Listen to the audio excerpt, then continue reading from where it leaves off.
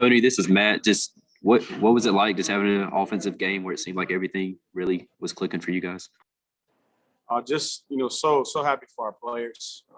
We've talked about it week in and week out, believing that we were close to having that breakout game where everything was going to come together. Just really happy for those guys to be able to see what their potential is. Since we've been entered the month of November, we've really been harping on the foundation of the program, talking about the DNA that these young men have and what's expected of them. And it was just really good and really happy for them to be able to put it all together.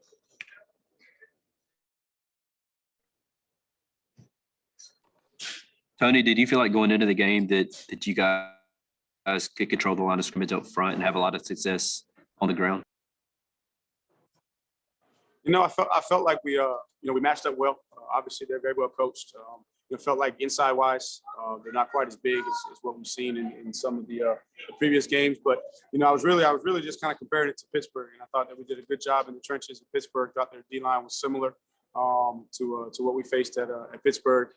Knew that we had to run the football to be able to set up some of the play actions because they were going to be aggressive and play us in a one high structure.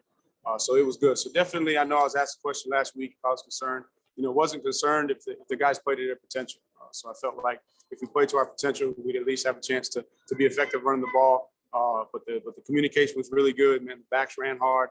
DJ kept them honest. Felt like the coaching staff did a really, really good job this week of putting together some schemes that they may not have seen us do as much to be able to create some either ors for the quarterback, with the exception of the one option play that we had down there on the goal line. I thought they did a good job. DJ did a good job of making the right reads. Hey, Tony, this is Anna with Clemson 24/7. When did you guys find out that you would be without EJ today? That was a kind of a game time deal. Coach will update you more on his on his status with where he's at. But hey, next man up. That's kind of it's been the theme. And so as I said a couple of weeks ago, and we'll continue to say, the young men have now, instead of running from the adversity, they expect it, and then they expect to overcome the adversity. Just really happy for Will Sweeney, man, to be able to start. Man, he's grown up here in Clemson on the practice field, and his last home game as a senior, to be able to start, man, that was pretty cool. Hey, Coach, it's Trevor Gross from CUTigers.com.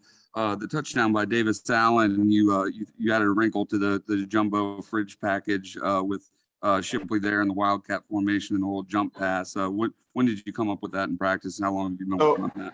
So actually, Travis Etienne is going to be pretty upset because that was his play. We even named it after something out of Louisiana for him, and we've had it because we would run that direct snap to Travis and run basically the ISO play there with Travis. And so we've had it, for a while, just trying to find the right opportunity. Then Shipley came in and showed that he was able to execute it, and just happy for those guys. Happy for Shipley, man. What a young man just to get back and be a leader as a freshman. And then Davis Allen, man, there's not a better individual human being on our team than Davis Allen. So just really happy with his level of play. Some things to clean up, but he's taken ownership of leading, and it was good to see those guys execute. So we've had it for a little while. Been working on it since last year with Travis. Just didn't have the right opportunity, and today was the time. Tony, this is Gene in Charleston. How does this performance today fit in with the overall momentum of the last 3 or 4 weeks for you guys? We've been challenging the guys to visualize playing, their best game of the year, and definitely for us offensively, it's the best game of the year at the right time. We can't go back and change anything about September. We had a bad September, but we can do something about November, and the theme has been, hey, make it in November to remember.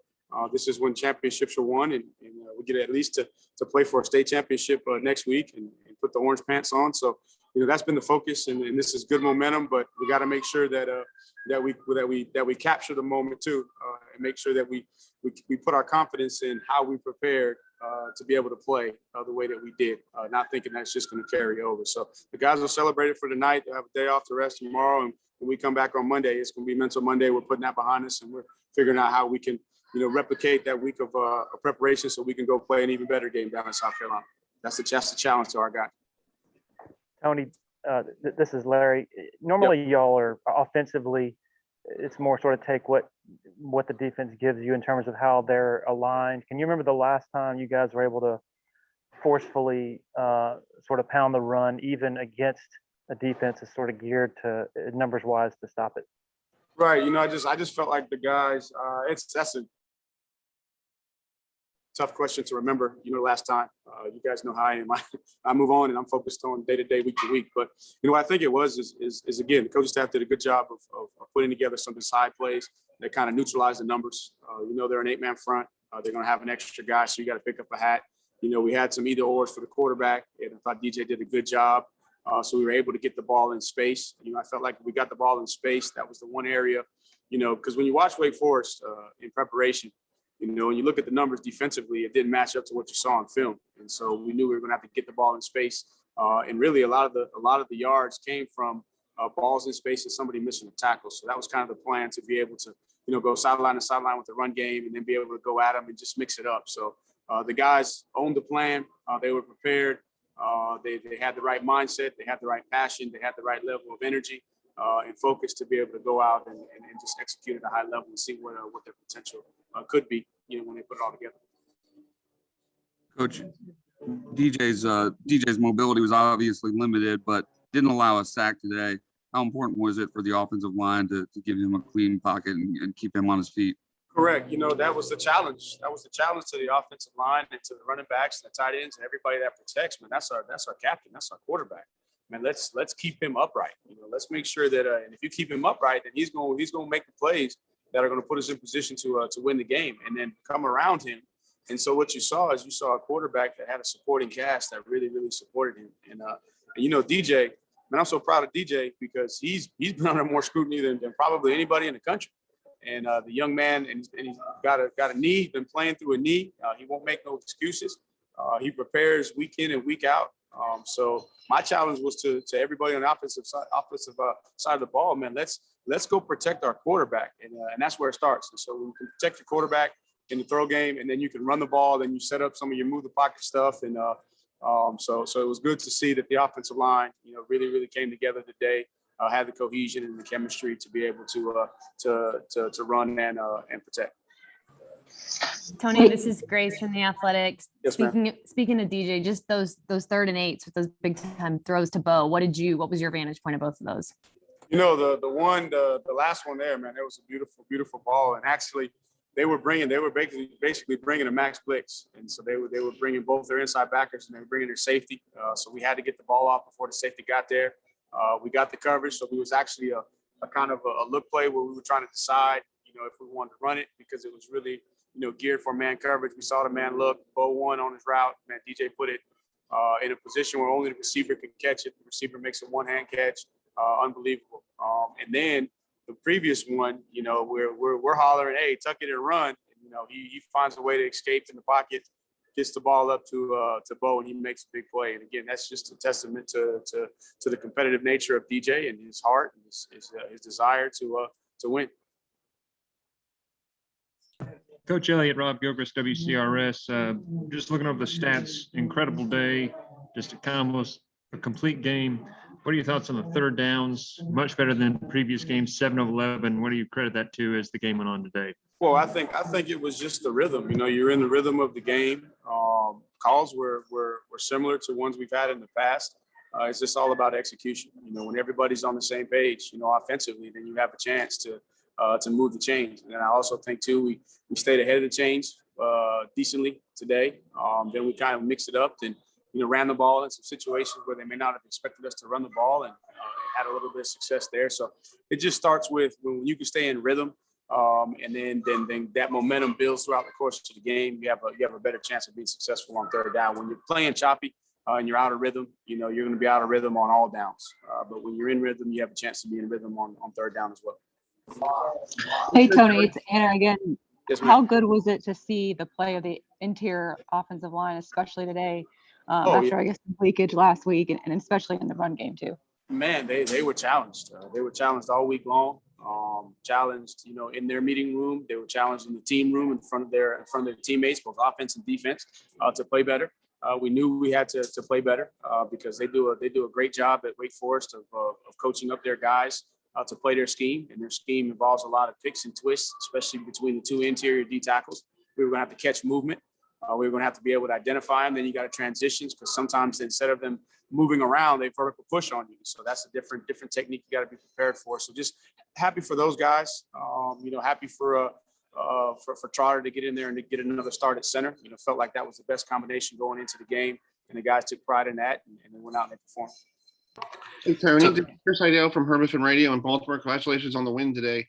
What does it mean to get the running game started? Because all year long, you guys have been trying to find somebody to replace ETN, and now you found something, to work on. Now that could help you in the postseason.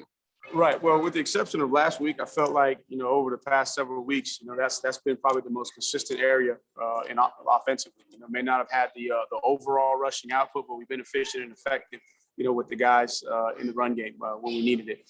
So to be able to come out, especially, with what was on the table, an opportunity to play a top 10 team in your stadium, a chance to send your seniors out undefeated, which will be back-to-back senior classes that are undefeated, to stay alive in the hunt. So it was good to be able to run the football, because to win championships, you got to be able to run the ball effectively, and then you got to be able to throw it when you need it. So we got to stay balanced and build from this and put together a good plan for our guys so they can go be successful next week in Columbia. Hey, Tony. Hey, Tony, Lance from the Yep. state, kind of going along with that run game. Before the season started, you said don't sleep on 20. Can you speak up? It's just hard to hear. Yeah, before the season started, you said don't sleep on 20, talking about Kobe Pace. How nice was that to see him get that career high today? Oh, it was awesome. It was awesome. And just the way him and Shipley complement each other. And there was some runs, I would call dirty runs. They weren't blocked all the way. They had to run through some tackles, and they did a good job. So really, really happy for Kobe. And Kobe's been working, and he's been challenged too, because the young freshmen come in are very talented. So just happy to have all those guys, and to really see the chemistry and the bond that is being created between all three of those running backs in the running back room. So the future's bright for those guys. We just got to continue to, from a coaching staff standpoint, put together a good plan. Then we also got to continue to do our job, from an offensive line perspective, because if you give those guys an opportunity, they'll find a way. AJ. Tony, this is Matt again. Could you? I was going to see if you could elaborate a little bit on the schematic. I guess he said you guys switched up a little bit schematically with the running game. If you could just elaborate a little bit on that. No, just we've done some counter stuff, but we added just some elements, maybe changing the direction of the back. So there, and then just reading some of the interior D linemen, those were the things. And we've done some of those things throughout the course of the year. We just maybe changed the presentation a little bit just to be able to try and find some angles and numbers for our guys. Hey, Tony, this is Justin Robertson with the Tiger. What was the thought process behind calling the Shipley jump pass play? And was that a play you kind of anticipated using heading into today? Oh, yeah. So that's I give credit where credit is due. So that's kind of the heavy boys package has been, Coach Sweeney's package for several years since we had Christian. And we've been working on that particular play for a while. And Coach is like, hey, if we get into this certain situation in the game, because before I think there might have been a series before where we ran it on fourth down, and Coach said, hey, if we get in a situation like that again, that's the call that I want to go with. And he said, hey, man, we've been practicing, we were ready. And the guys executed it well. Hey, Tony, Zach Wagner with Tiger Night. Bo Collins becomes the first true freshman wide receiver since Deion to catch 3 straight games with a touchdown. What have you seen with him as he kind of takes that next step into the next man up? Right. So Bo showed up. I'll compare Bo to an Amari type. He has a pro mentality. He's very, very businesslike. Has a workman's, a blue collar work ethic. He's very detail oriented, and so we knew it was just a matter of time. And early on in the season, dropped a couple balls, but fought through that. And once he was able to get over that hump there of dropping a couple balls, man, he's really, really taken off. So everything was there from the beginning. It was just a function of getting the experience to be able to have that ultimate confidence to be able to go and make those plays. And that one-handed catch was unreal. So just happy for Bo. And I expressed to his parents earlier in the week, man, just what an awesome young man. He's got an unbelievable smile. He lights up the room. His character is unreal. Yes, sir, no, sir. and all about his business. And because of that, he's going to make, those guys in that room for the future even better.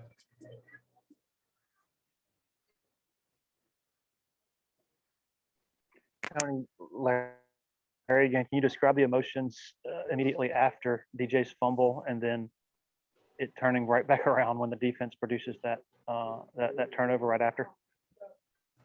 Right. So biggest thing was just don't panic. Don't panic. And that one that was on me. The option there was just trying to change it up a little bit. Probably should have just handed it off and went straight downhill.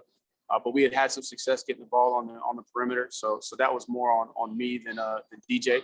And so just pick the guys up and say, hey, look, man, defense is playing good. We'll get an opportunity, and when we get an opportunity, let's go capitalize. And then once we got the ball back, we were able to, I think 3 straight plays and put it in the end zone. So the emotion was it wasn't a roller coaster, like it might have been in the past. Like I said, the guys know adversity's coming, and now they expect it, and they expect to play through it. And that's what I told them. I said, don't focus on any of the negative plays. Let's focus on the 7 seconds between whistles, what we can control. And if we do that, at the end of the game, we'll put together enough positive plays to be in position to win. I'm going to take one more for Coach Elliott. Tony, is he supposed to just eat that or turn it up once? No, it was a pitch play, but the guy got on him so quick, and the footwork that we were using in that situation was tough. So if he saw it, he could turn it up. It's just speed option right there with a different presentation. But he thought he could get it to Kobe, and the guy got into the pitch lane. So he's taught to attack the inside number, which you want to do in option football. He could have just dove it back into the line, but he thought he can get there, and credit their guy. He made a good play.